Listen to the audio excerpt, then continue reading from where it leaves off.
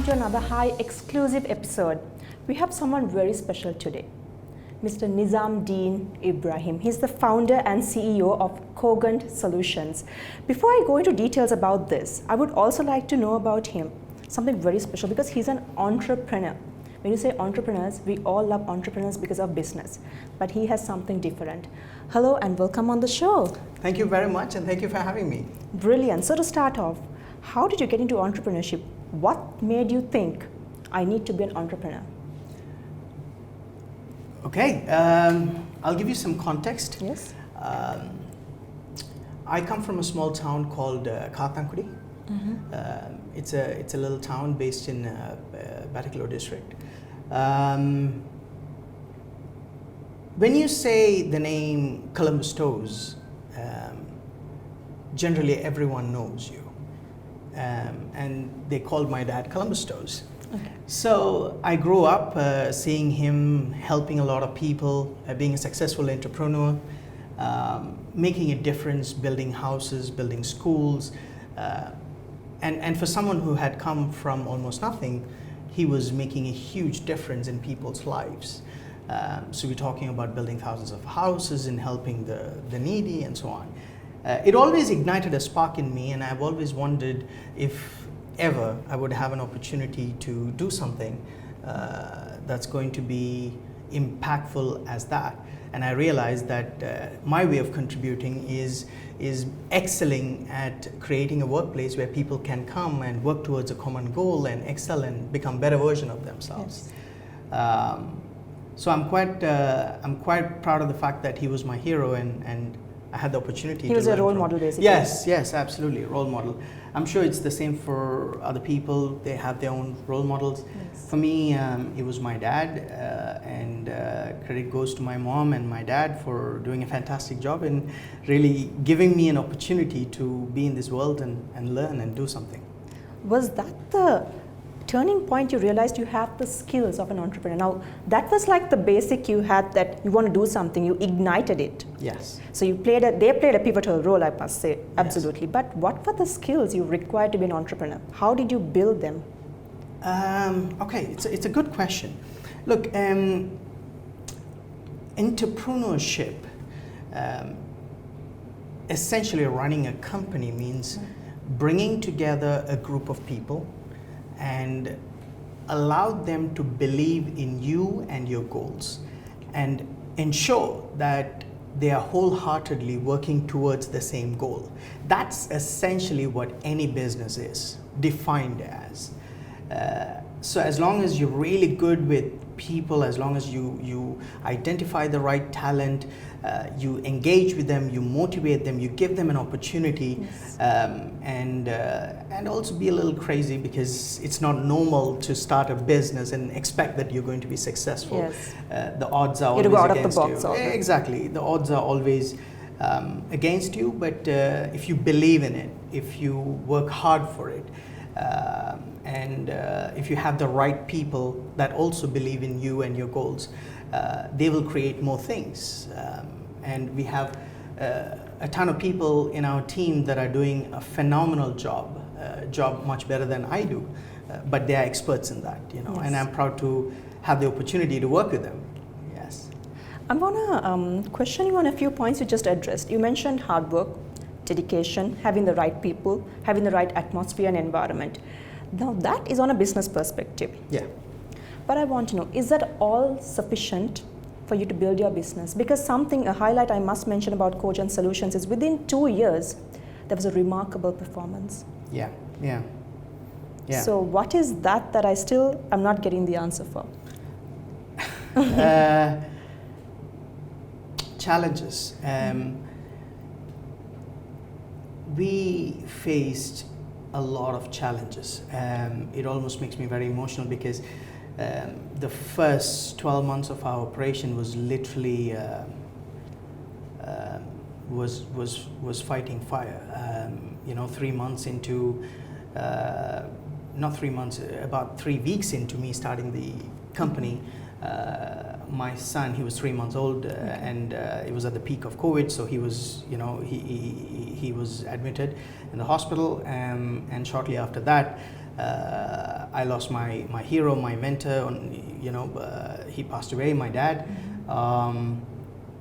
And the market conditions were not favorable because of the peak of COVID. Yes, exactly. The challenges were enormous.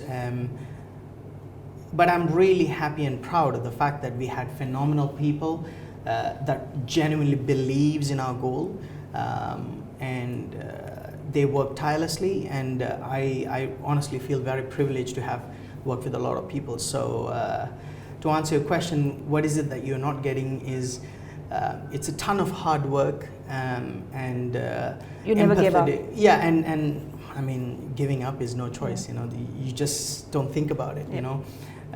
It's do or die situation, and you keep doing it, and you keep doing more and more, and you have the team that does and follows the practice, right? And that always helps. Yeah. That's quite interesting, actually, because now you just mentioned that the team dynamics were the people who actually drove this for you, because you were emotionally down at one particular point and there were challenges, constant challenges. Now, there might be many. Global pandemic was one, the COVID pandemic. But how does your team culture come together, and why is it that they are so special that even if you at one particular point were mentally down, or it was many issues that you had, but what was it that your team hadn't let you down? What's the culture your business maintains? It's a culture of leadership rather than management, and I'm extremely proud of that. You see, there's a significant difference between being a boss and manager and a leader, right? So a boss is someone that gives you XYZ target and says, go get that done. A leader is someone who constantly works with you and educates you and empowers you and does it along with you, right? And someone who says, let's do it rather than saying it, you do it. Together. Absolutely, right? So it's a culture of leadership. It's a culture of empathetic leadership, I should say, and constantly we find new ways to reward our employees, and we're able to do that by understanding what are some of their priorities in life. Everyone, in this entire world, I'm sure is working towards something, and as a leader, as a good employer and leader, you understand what are some of those challenges that they're trying to work towards and achieve, and see how you can genuinely make ways to help them. If that is, I don't know, financial growth, if it is career growth, if it's finding passion, I don't know, whatever it is. We've gone through all of that, and I'm quite proud of the fact that we try to match the skill of a person with their talent and passion, right? So if someone is naturally very good in marketing, and they're quite creative, then you find a way to match that to a particular role in the company. And that helps your business as well. Absolutely. Now you have a culture where employees do what they love doing. And so they don't feel like they're actually working because of the fact that they're doing what they love doing. And secondly, you don't necessarily have to constantly monitor and tell them what to do, because you've done a fantastic job in matching their, the talent and the skills and the role. That has always helped, really. Brilliant. So Nizam, let's take a quick break and then let's touch upon the innovation side. Okay, done.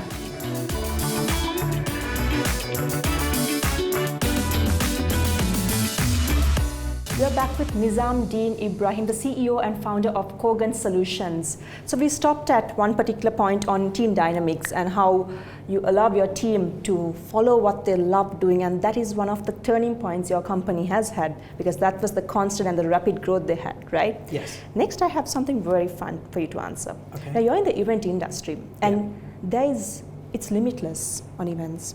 I cannot tell you that you need to stop at one particular client brief, because when it comes to events, the exposure is a lot. Yeah.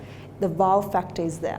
Yeah. During COVID, you said you faced challenges. It could be, I think you probably did hybrid, you did virtual, you never stopped. Yeah. So how do you manage this limitless and also clients? How do you manage everything and also create the wow factor?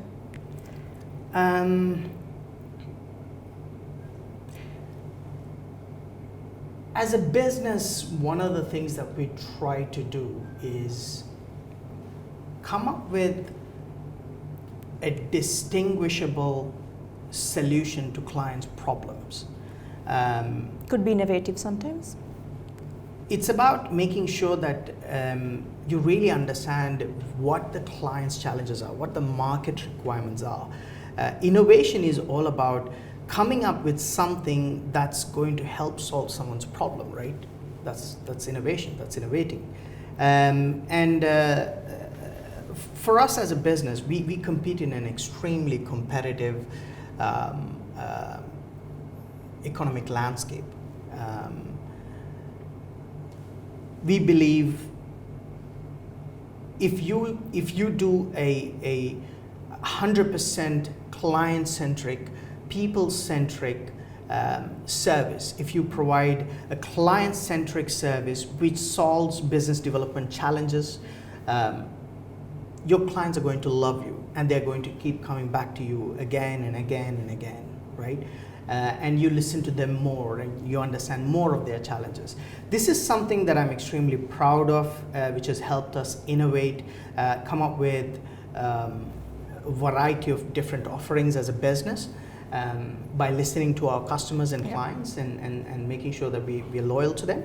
The second factor is really about understanding that if a business has succeeded, it has taken, let's say, 6 years to succeed or 10 years to succeed, and we can define success by setting certain parameters, right? And what I genuinely believe, and this is one of those things that I've picked up from Elon Musk, is that if one is taking, let's say, 48 hours a week by working 9 to 6 p.m., and it's taken them, let's say, 10 years to accomplish, you could accomplish the exact same thing by working 16 hours a day, by working twice that amount in 6 months of time. We believe hard work, passion, and listening to clients and customers are fundamental to the success. You just mentioned something very important that I want to highlight on. Mm-hmm. We all do 9 to 6 or rather 9 to 5 jobs, but in event it could be 16 hours, it could be 24 hours, it can be 48 hours, and sometimes because of setup, it can be 72 hours. Absolutely. This is why, unfortunately, it's not something that everybody can do.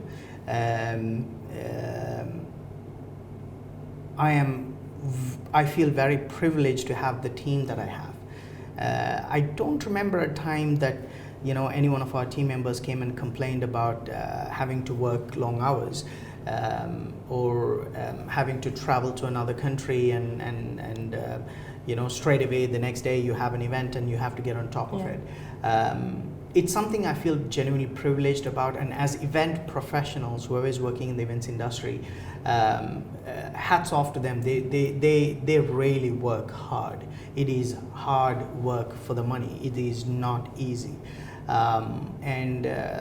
Luckily, of course, we have a fantastic team and they do a great job. So our real question is, how do we take care of them more? How do we reward them more? So that they're continuously happy and they're engaged in the workplace. So does it affect their work-life balance? Now when you say events, you just mentioned you travel for events, it could be in that particular country, right? They're super committed, but what happens to work-life balance? Work-life balance is an interesting topic, not one that I have personally considered a lot. I must say, it has always been about work for me. I just feel like workaholic? the people. Yeah, I feel that if I look at the top, the world's most successful people, if it's Arnold Schwarzenegger, if it's Jeff Bezos, if it's Elon Musk, if it's Mark Cuban, who it is, I don't think they work looking at the clock, which is why they can spend without looking at the balance, right? It's one of those things that I believe, and I'll just leave it at that. Where is Cogent Solutions going to be in the next 5 and 10 years? unicorn. We'll be a unicorn in the next 5 to 10 years. That's definitely something we will achieve. I have no doubt about that. And the reason why I say that is our fundamental goal is to be a business that continuously learns and develops, understands challenges in the market. And at this current moment, we are scaling up our business. Our strategy, our business plan has been extremely successful. It has worked very well for us. It has done wonders for us in Middle East and Africa. Right now, our goal is to reach out to the APAC market and target specifically the top economies in APAC region. So we started putting together a plan, whereas our head office is going to be in Sri Lanka. And we're going to be targeting the top GDP economies out of Sri Lanka to provide conferences that are going to solve business challenges. Brilliant. So Nizam, let's take a quick break and come back. Yeah, okay. Thank you.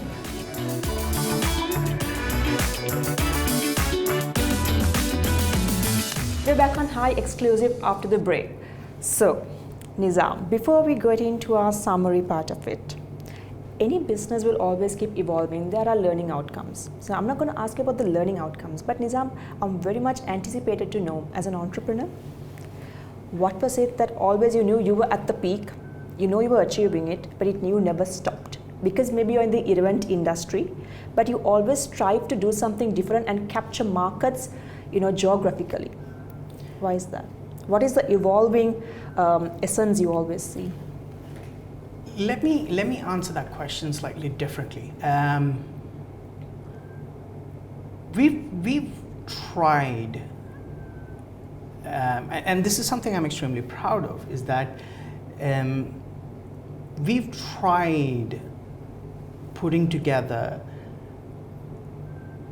strategies that are completely out of the box, extremely different to what is being followed by traditional businesses in our industry, at least, and we failed a lot, and I'm extremely proud of that, because it gave us an opportunity to learn that there are certain things that needs to be done in certain ways, and as a business, the mindset of continuous testing, continuous learning is allowing us to stay and have that competitive edge, which our clients know. Sometimes we try out something very different. Our strategies to certain approaches is quite different.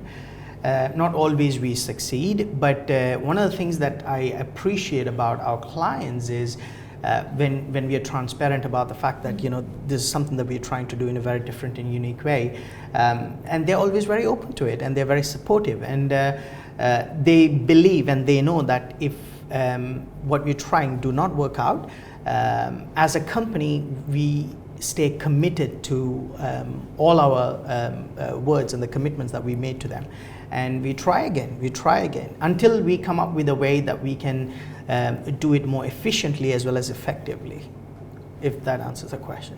Absolutely. If I'm to ask you in 3 words, now I might put you on the spot a bit.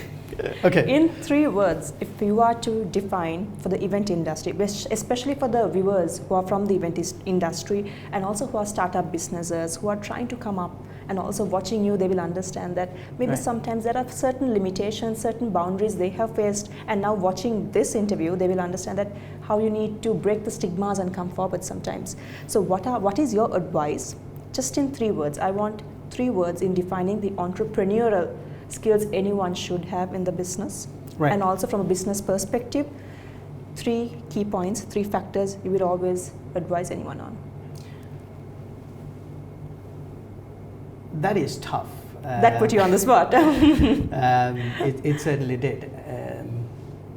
But let me tell you 3 things which I think is guaranteed going to help you, okay? First one is to push through the setbacks. One thing that's guaranteed is setbacks. I don't want to sound negative, but that's a fact. Regardless of what you try to accomplish, you will have setbacks, and in life you need to learn to push through those setbacks, and it's easier said than done, but that's what's going to make you stand out, and your character and your emotions when you push through those setbacks. Second is laser focus on the goal. I call it eye on the prize. Are you focused? How focused can you be? Everyone gets distracted. Are you someone who can stay focused for 10 minutes, 10 hours, 10 days? Or are you someone who can really be focused and never forget your goal? I would definitely say the third point, a lesson, and there's a ton more to learn, of course, and these are my three top ones, is the third one would be, there are a lot of noise in the market. Noise is good as long as you know what you want out of life and your goal and your actions, and you follow them. But to compete with yourself, your goal should be to compete with yourself. You need to be better than what you were yesterday. You need to be better than what you were a week before. If you do focus on yourself rather than your competition, your others, your friends, your family, whoever it is, and if you just purely focus on yourself, you will soon realize that whatever has been given to you is just been given to you. If you're a writer, you're a writer. I can't be a writer unless you recognize that. So believe in yourself and push through the setbacks, and know that if you work hard, you can achieve your goals. As an entrepreneur, you mentioned you need to take risk. You had leadership skills. You had all the skills it required, basically the background for it. Yeah. But I want you to share one particular incident or that you actually took risk during the past few years. Share a certain incident, because this experience will support others who are striving and struggling at the moment.